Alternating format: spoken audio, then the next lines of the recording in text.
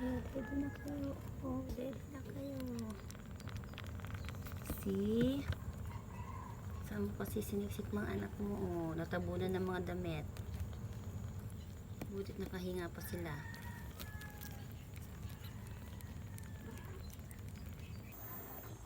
Mabuhay natin kung nakaumalis yun. Mamaliit yun.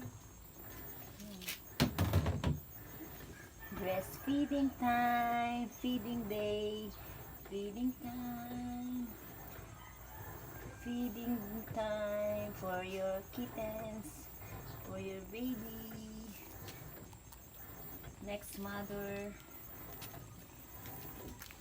Go to our next mom. Mga dahilan kung bakit palaging pumupunta ang isang stray cat o ligaw na pusa sa isang bahay. Ang mga ligaw na pusa ay naghahanap ng isang lugar kung saan sila ligtas at may makakain. Bakit nga ba palagi silang pumupunta sa isang bahay? Una, pakiramdam nila ay ligtas sila. Ikalawa, tahimik at may lugar silang pagtataguan o matitirahan. Ikatlo, binibigyan ng pagkain. Ikaapat, mabait ka sa kanila. Kung sakaling may maligaw na pusa sa ating bahay, ay huwag nating ipagkait sa kanila ang tulong na pwede naman nating ibigay. Bigyan sila ng pagkain kapag sila ay nagugutom at tubig kapag nauuhaw, at kapag may kakayahan naman na alagaan ay i-adopt na lang natin sila. Ayon nga sa kasabihan, may hatid na swerte ang pag-aalaga ng pusa.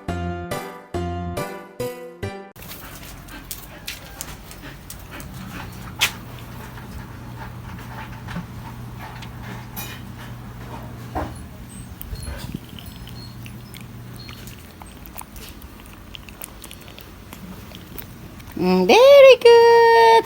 Next one. Isa yun si Pepper. Bailey. Si Pepper. Nasaan si Pepper? Mila, Pepper. Malaki na to eh.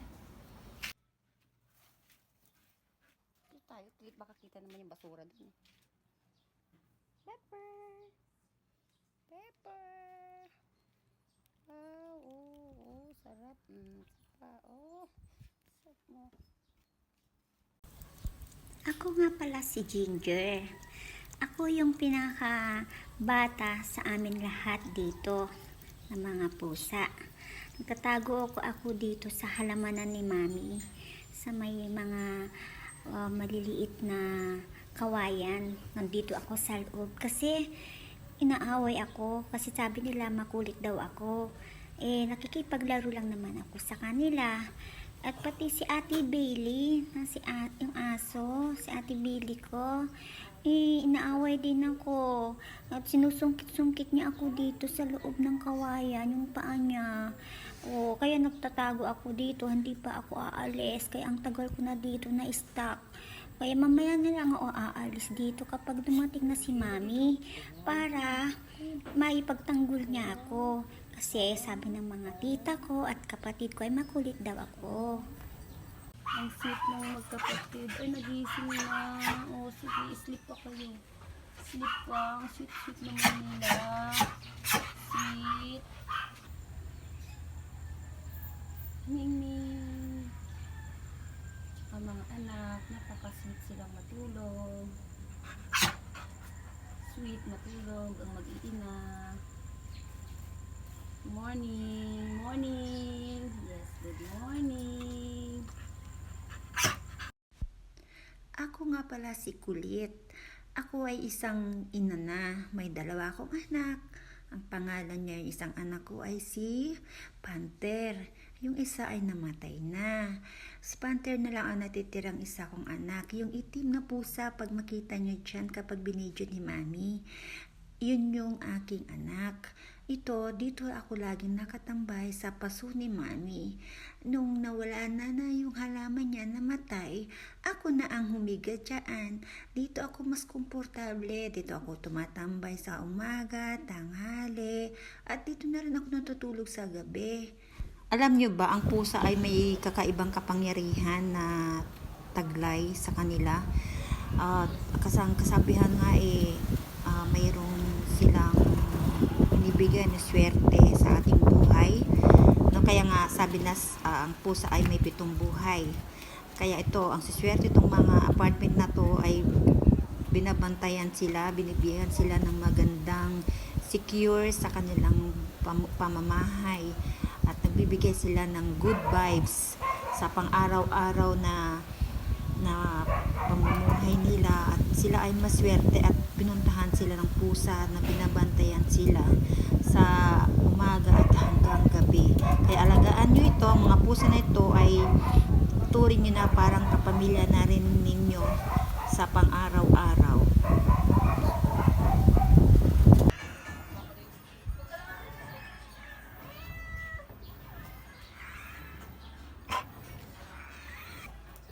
Bailey!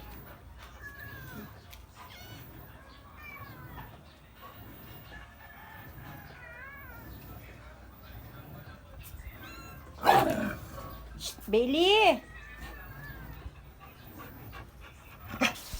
I am Onion. I am Bailey. We are best of friend forever. Kaming dalawa, simula noon pa man, ay nung dumating ako dito sa bahay nila Mami, si Onion na talagang aking kasakasama lagi at kaibigan kasi napakabait niya at napakalambing niya sa akin. Tuwing hihiga ako, lagi siyang nandyan, tumatabi, tapos nagpapakamot, ganyan, naglalambing sa akin. Yung mga ibang pusa din ay kaibigan ko rin sila. Kaya nga lang, si Onion lang talagang aking talagang kaibigan kasi siya ay mabait at kapag dumadating si Mami, kaming dalawa ang sumasalubong sa kanya. Kaya lagi kaming magkasama. Si Onion ay napaka-sweet, mabait. Kaya best friend ko siya. Okay, guys, tignan natin kung sino sasalubong. Kasi dati, ang sumasalubong sa akin ay ang mga bata. Ay, ito. Sige, muna ka na. Nagre-release ako eh. Okay. Noon, ang sumasalubong sa akin ay ang mga bata, mga anak ko. Ngayon, titignan natin ngayon kung sino ang sasalubong sa atin. Maunang sasalubong.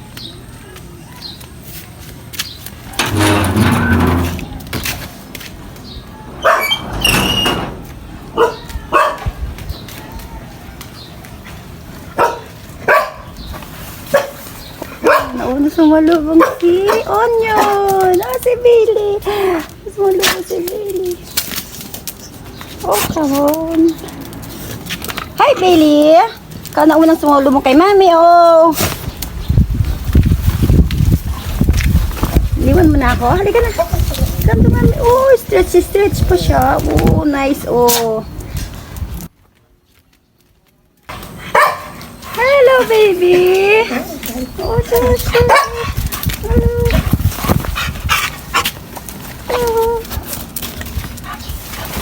Di ka na, ano, bakit na? Itong tayo na ito'y bayad ha! Ano pa sinasabi mo, parehon dyan? Anong yung kita? Anong ibasarin mo? Anong karapatan mo, parehon dyan? Anong yung kita? Anong ibasarin mo? Ito, anong karapatan mo? Anong dito? Siyempre, manugang ko na! Manugang ko! Anong masabihan mo na ari ito? Itong tayo na ito'y bayad ha! Ano pa sinasabi mo, parehon dyan? Itong tayo na ito'y bayad ha! Ano pa sinasabi mo, parehon dyan? Anong yung kita? Anong ibasarin mo? Ayaw kasi na. Hindi ka na. Kamot mo ako. Dali. Sige na yung kamay mo. Isip ang tagal naman. Ayaw nga niya kasi nung ginagatin siya ba? Billy! Kamot, Mami. Hindi ka na. Meron akong ano sa'yo eh. Meron akong ano sa'yo. Ayan. Ayan, sige pa. Aray ko. Why? Aray. Ay.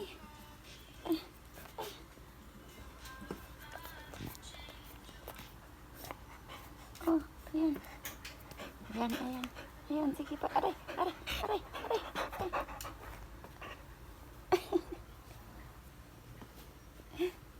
Bakit na gago? Baba ka na. Sige, baba ka na. Tapos ng video natin. Pagod na ako. Pakamot ka pa. Oh, enough na. That's enough na. Oh.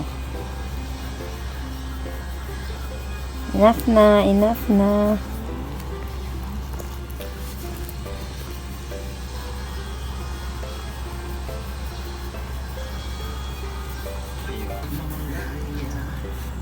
Kung gusto mo talagang karirin, may ano pa yata yan eh. Talaga makaraling. Kasi, spray, Oo. ginagamit, Higa na. bulak-bulak. Tapos nakasalalay ka sa Higa. Okay. That's it. dahil pagka inulan, patay ka. Bulak-bulak pa lang, bulak. Pero sa side na yung mga driver, wala pa. Yun.